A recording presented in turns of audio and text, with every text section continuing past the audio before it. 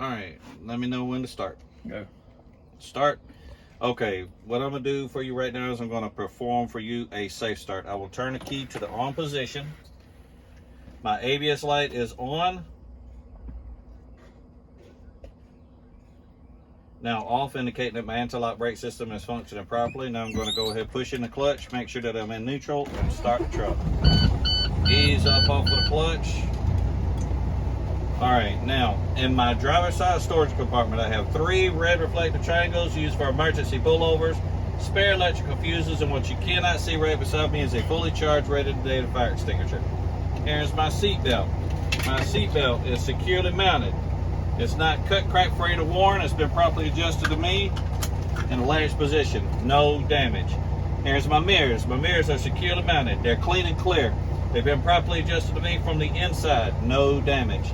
Here's my windshield. It is securely mounted, clean and clear. It's not leaking. There are no illegal stickers to obstruct my view. No damage. Here's my windshield wipers and blades. My wipers are securely mounted. They're not missing any nuts, bolts, or fasteners. Not bent, dent, cracked, or broken. My blades are not cut, cracked, frayed, or worn. As you can see, they operate smoothly on all speeds. And my washer is operating correctly. No damage. Come down, here is my heater. My heater is working smoothly on all speeds. And my defroster is also working smoothly on all speeds. Alright, here's my city horn. Here's my air horn. They're operating correctly. Alright, as you can see, my dash is fully illuminated. My ABS light is still off, indicating that my anti-lock brake system is functioning properly. Here's my left signal, my right signal, my high beams, my low beams, and here's my hazards. Alright, my gauges. This is my water temperature gauge. It is functioning properly, normal operating range. Here's my oil pressure gauge. It is functioning properly, normal operating range.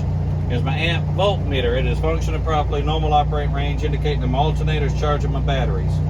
Here's my primary and secondary air gauges. They are functioning properly, normal operating range, which is between 120 to 140 psi, which is at my governor's cutoff. Alright, now I'm going to perform for you my park and brake checks.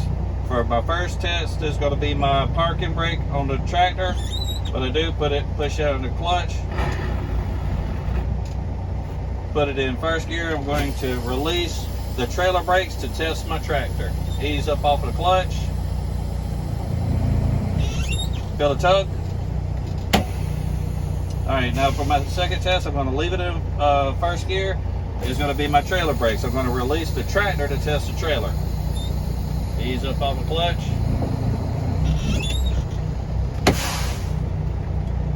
Did you feel the tug? Okay, it's going to be my service brake. As you can see, I do not have enough room here at the DMV, so I will simulate. What I would do is put it in first gear, roll forward at 5 miles per hour, apply the service brake, come to a complete stop. My tractor should not pull to the left or to the right, indicating that my service brake is functioning properly. All right, now for my next test is going to be my air brake checks. All right, for my air brake check, what I would do is let you know that I have between 120 and 140 psi, which is at my governor's cutoff. As you can see, I have between 120 and 140 psi, which is at my governor's cutoff. I must warn you, this tractor is not equipped with chocks, but we're not on a hill or an incline, so we're not in danger of rolling forward or backwards. For safety reasons, I will be putting my tractor in reverse because we will be getting up underneath it at a later time. All right, key off. Foot off of the clutch, key on. My ABS light is back on. Now off, indicating that my anti-lock brake system is still functioning properly. I'm pushing in both valves. Now my tractor is ready and set up for me to start performing my test. Okay, for my first test is going to be my leak test. What I will do is I will hold my service brake for 1 minute, at which time I should not lose no more than 4 psi per this combination vehicle. Will you time me? Yes. Start. Start. Got me? Time me for a minute. 5 seconds. Stop. Okay, as you can see, I did not lose no more than 4 psi per this combination vehicle.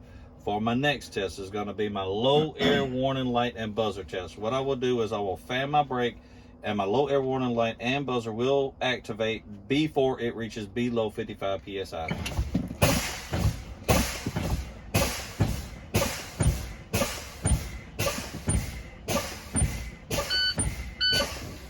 See my light, hear my buzzer. See my light, hear my buzzer. For my last test will be my pop-out test. What I will do is I will continue fanning my brakes, and at approximately 40 psi, both of my valves will pop out, setting my brakes.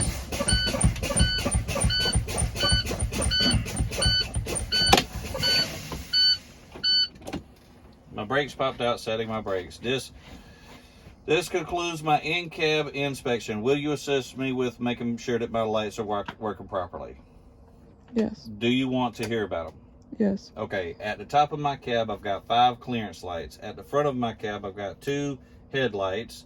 I also have 2 side marker lights at the front of my cab. On the side of my tractor, I've got 2 side marker lights. At the rear of my tractor, I've got 3 tail lights. One of them is reverse. I also have 2 side marker lights on the side of my trailer, and I got 4 tail lights on the rear of my trailer. Good? Good. All right, now,